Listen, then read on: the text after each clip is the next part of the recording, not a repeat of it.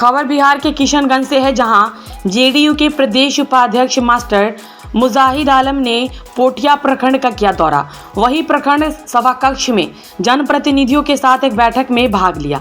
बताया जा रहा है कि बैठक में उपस्थित पंचायत प्रतिनिधियों के साथ विभिन्न मुद्दों पर चर्चा की।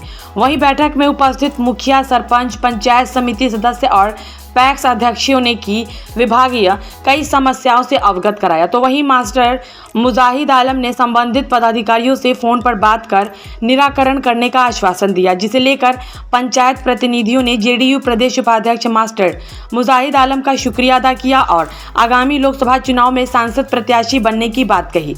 वहीं मास्टर मुजाहिद आलम ने कहा कि पार्टी के शीर्ष नेतृत्व जो तय करेगा, मैं उसे मानकर चलूंगा। विधायक भाई मास्टर मुजाहिद साहब, आज हम जनप्रतिनिधियों के साथ वार्तालाप किए। हम लोग अपनी अपनी समस्याओं उसके सामने में रखा है।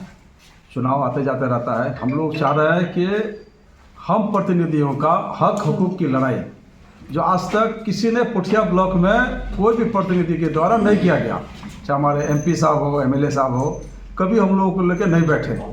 लेकिन आज मुजाहिद साहब का शुक्रिया अदा करता हूँ कि हम जनप्रतिनिधियों के साथ बैठ के हम लोग अब तक जितनी बातें हुई और मुजाहिद भाई से हम लोग जितना भी समस्या हम लोगों ने अभी बोला या बताया, सब चीज़ अभी जो है वो अपने मोबाइल से एसडीओ साहब से बात किए, आपको सीडीपी ऑफिस से बात किए, आपको बीपीआर ऑफिस से बात किए, सबसे बात किए डायरेक्ट। हम लोग को जलाल 2 और जलाल 1 बनने की कोई ज़रूरत नहीं है। हम लोग को ऐसा एमपी का ज़रूरत है जो आमने सामने रात साफ काम करे। हमारे बीच मास्टर मुजाहिद साहब आए हैं और समस्या को सुने हैं। सुनने के बावजूद उच्च पदाधिकारी से जो भी संपर्क हुआ उन्होंने किया और आगे भी उम्मीद करते हैं। सर आए हैं मास्टर मुजाहिद साहब, तो अभी हम लोग सारा समर्थन जो दिख रहा है यहाँ पे खुलेआम बोल रहे हैं सभी लोग कि हम लोगों का समर्थन है आपके साथ, ठीक है। लेकिन हम लोगों का जो समर्थन है आपके साथ तो कोई पार्टी के रूप में नहीं। हम लोगों को पार्टी नहीं चाहिए। किशनगंज में पार्टी का लड़ाई बहुत लड़ ली हम लोग, ठीक है, कि कांग्रेस को वोट दे दो नहीं तो बीजेपी जीत जाएगा, इसको वोट दे दो नहीं तो ये जीत जाएगा। हम लोग को पार्टी नहीं, हम लोग को एक नेता चाहिए। हम लोग जो कोई एक मामला हो जाए तो हम लोग कहाँ जाए, किशनगंज में किसके पास जाए। तो अभी सर जो है किसी पद में नहीं है, ठीक है, उसके बावजूद हम लोग का रास्ता यही दिखता है कि इनके पास जाने से शायद कुछ मामला हम लोग का हल हो जाए। मेरा आज जो है पोठिया प्रखंड में जनप्रतिनिधि प्रमुख साहब, माननीय मुखिया, माननीय सरपंच, माननीय समिति सदस्य, माननीय पैक्स अध्यक्ष के साथ संवाद कार्यक्रम था। बहुत सारी समस्याएं हैं, उनको जानने का मौका मिला। जैसे जो जनप्रतिनिधियों का मानदेय है पोठिया का, जितने तरह के जनप्रतिनिधि हैं, 26 माह में सिर्फ 8 माह का मानदेय का भुगतान हुआ है। बहुत सारे ग्राम कचहरी में न्यायमित, ग्राम कचहरी सचिव का पद रिक्त है। इसके अलावा मोटेशन के नाम पर बहुत ही लोगों को यहाँ पर ठगा जा रहा है, बहुत ज़्यादती की जा रही है। जेन्युइन केस में भी उसको दौड़ाया जा रहा है।